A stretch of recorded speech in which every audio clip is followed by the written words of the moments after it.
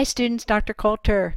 Looking forward to week 4 as we talk about gift-based ministry in the Apostle Paul's letter to the Corinthians and Ephesians and Romans and Peter's letter. We're going to look at the gifts and the function that they had in the early church and the function that they have today, and the gift people, the people gifts that Christ has given to the church, the apostles, prophets, evangelists, and pastor teachers. The 4 function of the gifts. Some of you may know it as 5, but as you read the lecture, I want you to read why there's discussion as to that being pastor teacher being the 4th instead of 4 and 5, pastor and teacher being separated. But anyway, I'm looking forward to our discussion on gift-based ministry and how gifts should function in the church and what God designed them for. Also, I want to remind you that you have a paper due at the end of this week on Monday for weeks 3 and 4 for your summary. I skim read your papers and I'm looking forward to grading them within the next few days.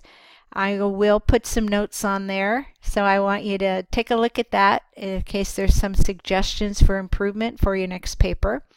Also, I want you to follow the writing guidelines because in that you'll see 2 particular questions that I'm going to be reading for to see if you answered those questions and summarize the information. I'm not looking for a repeat of what you wrote in your discussion questions.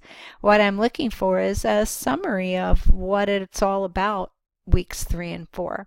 And then that second question is, how has that impacted you? Let me see where that is.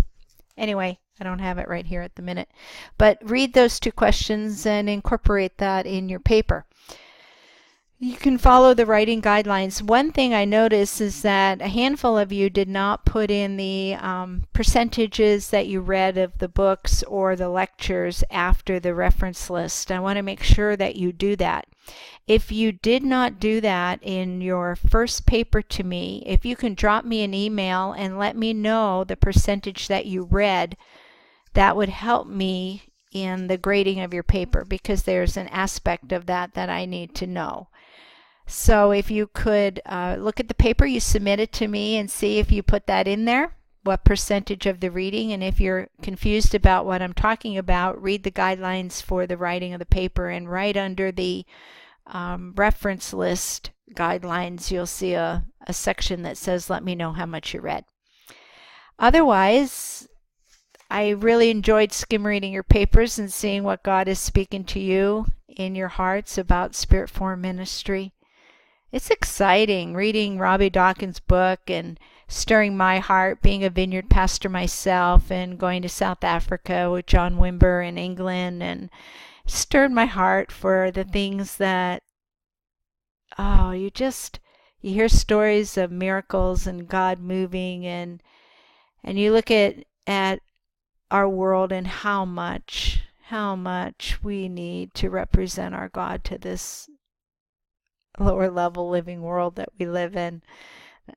So I'm excited. This class is a good timing in my heart too, as we look about really work with God and let Him have His way in us as He speaks to us through the material. You know, He's speaking to you, He's speaking to me, and as people share the material with others, He's speaking through this material to other people as well. So let us focus in on the gifts and how every one of us is important no matter what God's called us to do. And we are going to put our hand in partnership and take that risk of ministry as we look at gift-based ministry in week 4. If you have any questions, drop me an email personally if you'd like, or post them in the discussion forum. Otherwise, have a great week, and I am looking forward to our interaction. One other little point is that I want you to go back and make sure that you pick up all your hanging threads. If somebody commented to you, you want to be polite and comment back. Otherwise, have a great week, and looking forward to our discussion. God bless.